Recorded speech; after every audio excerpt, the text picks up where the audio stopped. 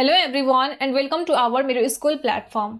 हामी एप्लाइड मेकानिक्सको chapter 3 forces acting on particle and rigid body पढिरहेका छौँ। हामीले प्रिभियस भिडियोमा रिजोल्युसन एन्ड कम्पोजिसन अफ फोर्सेसको बारेमा थ्योरेटिकल कुराहरू डिस्कस गरेका थियौँ। आज हामी त्यहीसँग रिलेटेड एउटा न्यूमेरिकल क्वेशन सल्भ गर्न गइरहेका छौँ। सो क्वेशन यस प्रकार रहेको छ, determine the magnitude and direction of resultant force. So यहाँनिर एउटा प्लेट एलिमेन्ट दिएको छ ABCD, जसको डाइमेन्सन छ 4 मिटर बाई 6 मिटर र यहाँ सबै इन पोइन्ट्स ABCD मा फोर्सेसहरू एक्ट भइरहेको छ र यहाँ एउटा पोइन्ट E मा पनि एडिसनल फोर्स एउटा पोइन्ट लोड एक्ट भइरहेको छ। हामीले यी सबै फोर्सेसको रिजल्टेन्ट भ्यालु क्याल्कुलेट गर्नु पर्यो। रिजल्टेन्ट भ्यालु भनेपछि both the magnitude and direction of resultant force of this system of forces. So यसको लागि हामीले सबै फोर्सेसलाई रिजल्भ गर्नु पर्यो। पहिला रिजल्भ गर्नु पर्यो र कम्पोनेन्ट्सहरू निकाल्नु पर्यो। अब रिजल्भ गर्दाखेरि हामीले जहिले पनि स्ट्यान्डर्ड एक्सिस युज गर्ने गर्छौँ। So axis by axis. So जहिले पनि हामीले एक्स एक्सिसको एलङमा पहिला सबै फोर्सहरू क्याल्कुलेट गर्नु पर्यो। त्यसगरी sum of all components along y direction calculate गर्नु पर्यो र दुवै कम्पोनेन्टहरू आइसकेपछि हामी फाइनली रिजल्टेन्ट क्याल्कुलेट गर्न सक्छौँ। So sum of all forces in x direction and यो sum of all forces in x direction निकाल्दाखेरि हाम्रो एजम्पसन हुन्छ force acting along right side is positive and forces acting along left side negative. So यो point एबाट हेरौँ, point एमा छ 80 न्युटनको force जुन कि राइट साइडमा एक्ट भइरहेको छ। सो यो 80 न्युटन नै भयो। अब पोइन्ट डीमा हेरौँ, अब यहाँनिर छ यो 60 न्युटन। सो यसलाई हामीले रिजल्भ गर्नुपर्ने हुन्छ। सो यहाँनिर रिजोल्युसन अफ फोर्सेसको कन्सेप्ट एक्ट हुन्छ।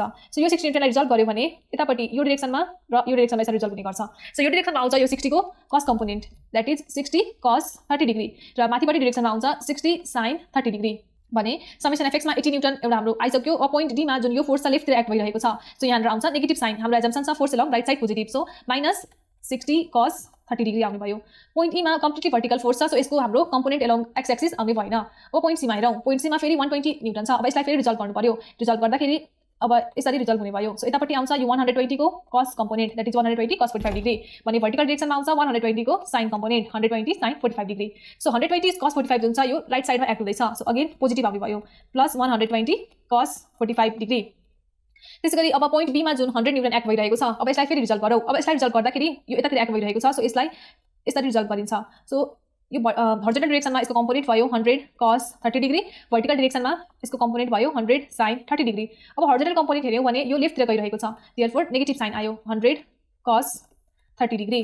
सो यसरी हामीले सबै फोर्सेसहरूको कम्पोनेन्ट एलङ एक्स डिरेक्सन निकाल्यौँ र यिनीहरूको सम अप भएर भ्यालु आएको छ 26.29 न्युटन। अब क्याल्कुलेट गरौँ sum of all forces which are acting along vertical direction, that is summation FY and while calculating this we are assuming force along upward as positive, force along downward as negative. Point एमा भएको यो point load completely horizontal छ। So यसको y component 0 हुने भयो।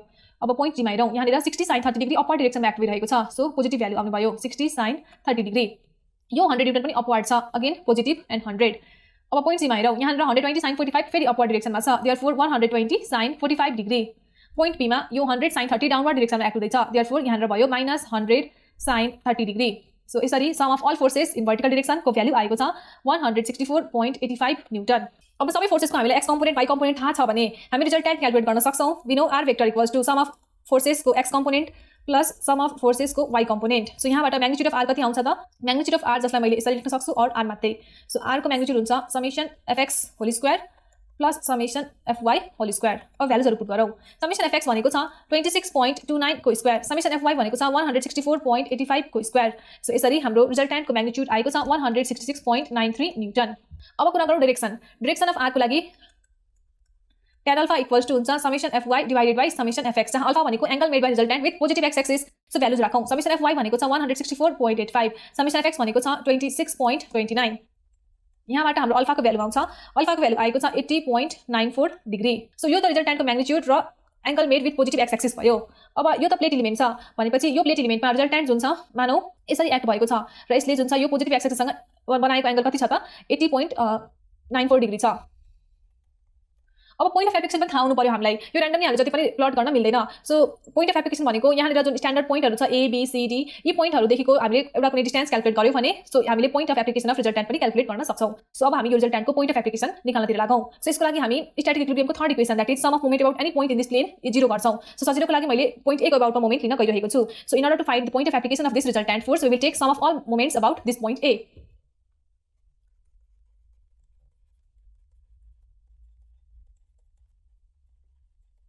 So to find the point of application of resultant vector, sum of moments of all forces about point A equals to 0 and we are considering anticlockwise moment as positive. So कुन कुन फोर्सले गर्दाखेरि कति moment आउँछ हेरौँ। So यो 80 न्युटनले गर्दाखेरि moment आउने कुरा भएन। अब यो 60 न्युटनको दुवै कम्पोनेन्टले गर्दाखेरि मोमेन्ट आउँछ कि आउँदैन चेक गरौँ। सो यो 60 sin 30 ले गर्दाखेरि यसमा मोमेन्ट आउँदैन किनकि यसकै लाइन अफ एक्सनको एलङमा पोइन्ट ए छ। तर 60 cos 30 ले गर्दाखेरि मोमेन्ट आउँछ। कति हुन्छ त 60 cos 30 * 4 र यो मोमेन्ट जुन छ यो मोमेन्ट एन्टी क्लकवाइज नै छ, that is positive. So 60 cos 30 * 4। अब अर्को फोर्स हेरौँ। अर्को फोर्स भनेको छ यो पोइन्ट ई मा 100 न्युटन। यो 100 न्युटनले गर्दाखेरि पनि एन्टी क्लकवाइज मोमेन्ट आउँछ। मोमेन्ट हुन्छ 100 * 3, दैट इज पोजिटिभ 100 * 3। अब यो 120 न्युटनको दुवै कम्पोनेन्टले गर्दाखेरि हेरौँ। यो 120 sin 45 ले गर्दाखेरि एन्टी क्लकवाइज मोमेन्ट आउँछ। यसको भ्यालु हुन्छ 120 sin 45 * this distance, that is 6। र 120 cos 45 ले गर्दाखेरि क्लकवाइज मोमेन्ट आउँछ, दैट इज नेगेटिभ, र यसको मोमेन्ट आउँछ 4। सो यो 180 ले गर्दाखेरि दुईटा मोमेन्टहरु आउने भयो, एउटा पोजिटिभ एउटा negative. That means plus 120 sin 45 * 6 minus 120 cos 45 * 4। So अरु फोर्स हेरौँ। यसपछि अब यो 100 न्युटनको कस कम्पोनेन्टले गर्दाखेरि मोमेन्ट आउँदैन किनकि यसकै लाइन अफ एक्सनमा पोइन्ट ए छ। 100 न्युटनको साइन कम्पोनेन्टले गर्दाखेरि मोमेन्ट आउँछ र यो मोमेन्ट जुन चाहिँ क्लकवाइज मोमेन्ट हुन्छ, that is minus 100 sin 30 * 6 minus 100 sin 30 * 6। अब यो सबै फोर्सेसले गर्दाखेरि जुन मोमेन्ट आउँछ यो मोमेन्टलाई ब्यालेन्स गर्नको लागि रिजल्टेन्ट मोमेन्ट आउनु पर्यो, अथवा यो सबै फोर्सेसले गर्दाखेरि जुन मोमेन्ट आउँछ अबाउट दिस पोइन्ट ए, यो रिजल्टेन्टले गर्दाखेरि पनि सेम मोमेन्ट आउनु पर्यो अबाउट दिस पोइन्ट ए। भनेपछि रिजल्टेन्टले गर्दाखेरि आउने फोर्स भनेको नेगेटिभ डिरेक्सनमा हुनु पर्यो, minus magnitude of resultant into moment arm मैले डी लेखेँ, दिस इक्वल्स टु 0। सो अब भ्यालु राखौँ आर को र डी क्याल्कुलेट गरौँ। सो यो इक्वेसनमा हामीले आर को भ्यालु पहिला पुट गरौँ। आर को भ्यालु हाम्रो कति छ त म्याग्निट्युड, आर को म्याग्निट्युड आएको छ 166.93, 166.93। सो यो इक्वेसनबाट हाम्रो यो डी को भ्यालु आउँछ, डी को भ्यालु हाम्रो आउँछ 2.261 मिटर।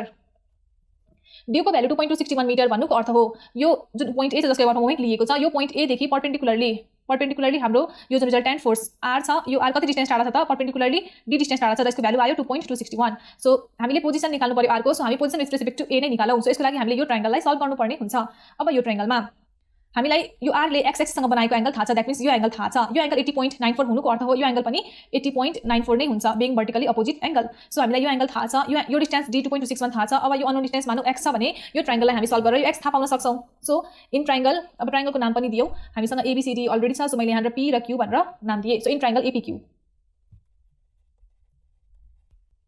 सो ट्रायंगल एपीक्यू मा यो एंगल हामीलाई थाहा छ। सो यो डिस्टेन्स भनेको पर्पेन्डिकुलर भयो, हामीले थाहा पाउनु पर्ने छ hypotenuse. So we can write sin 80.94 equals to perpendicular by hypotenuse, that is d by x। sin 80.94 degree is equal to d, d को ठाउँमा मैले राखेँ 2.261, हाइपोटेनस भयो x। देयरफोर यहाँबाट x को भ्यालु आउँछ 2.29 मिटर। यसको मतलब पोइन्ट अफ एप्लिकेसन रिजल्टेन्ट भनेको कति रहेछ त, यो पोइन्ट ए देखि 2.29 मिटर टाढा, र रिजल्टेन्टले पोजिटिभ एक्स एक्सिससँग 80.94 डिग्री बनाएर यसरी एक्ट भएको छ, र यसको म्याग्निट्युड आएको छ 166.93। अब यो प्रब्लममा हामीले resolution and composition of forces को कन्सेप्ट मात्र युज गरेर सल्भ गरेका छौं। हामीले यहाँ इन्क्लाइन फोर्सेसहरुलाई पहिला रिजल्भ गर्यौं एलोङ स्ट्यान्डर्ड एक्सिस। त्यसपछि कम्पोनेन्ट्सहरु आइसक्यो स्ट्यान्डर्ड एक्सिसमा भने यो कम्पोनेन्टहरुको हामीले रिजल्टेन्ट भ्यालु क्याल्कुलेट गर्यौं by applying the principle of composition of forces, र यसरी रिजोल्युसन एन्ड कम्पोजिसन अफ फोर्सेसको कन्सेप्ट अझै पनि क्लियर भयो होला यो एक्जाम्पल पछि। अपकमिङ भिडियोमा हामी principle of transmissibility and equivalent force सिस्टमको बारेमा पढ्छौं, र यसरी यो च्याप्टर 2 लाई कन्टिन्यू गर्छौं। Thank you.